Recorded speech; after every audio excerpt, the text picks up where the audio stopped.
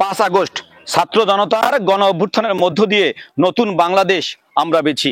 নতুন বাংলাদেশে অনেকেই নতুন নতুন স্বপ্ন দেখতে শুরু করছে, অনেকের স্বপ্ন পূরণ হয়েছে, কিন্তু যাদের রক্তের বিনিময়ে এই নতুন বাংলাদেশ, তাদের স্বপ্ন কতটুকু পূরণ হয়েছে?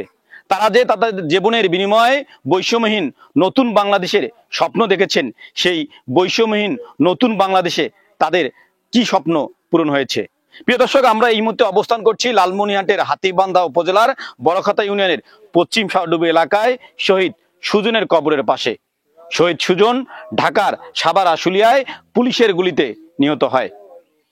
নতুন বাংলাদেশে অনেকেই আঙ্গুল ফুলে কলা গাছ হয়েছে, অনেকেই হাজার হাজার কোটি টাকার মালিক হয়েছেন, কিন্তু এখনো জরাজীর্ণ অবস্থায় পড়ে আছে শহীদ সুজনের কবর।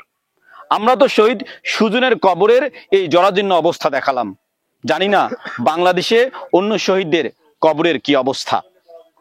নতুন সরকার শহীদের রক্তের উপর দিয়ে যারা প্রতিষ্ঠিত, তারা বলছেন আমরা শহীদদের মর্যাদা রক্ষায়, শহীদের আত্মা যেন শান্তি পায় সেজন্য কাজ করব। কিন্তু এখন পর্যন্ত শহীদের কবর পড়ে আছে জরাজীর্ণ অবস্থায়। তারা শহীদের মর্যাদা রক্ষায়, শহীদের আত্মা যেন শান্তি পায় সেজন্য কি কাজ করছেন? এ নিয়ে প্রশ্ন উঠেছে।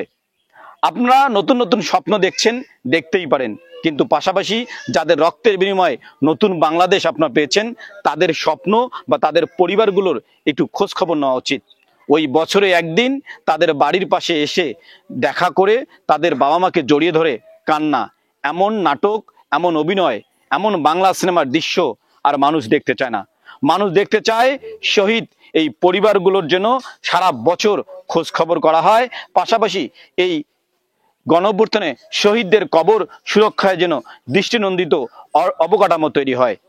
আসাদুজ্জামান সাজু, এলনুচ অনলাইন, লালমনিরহাট।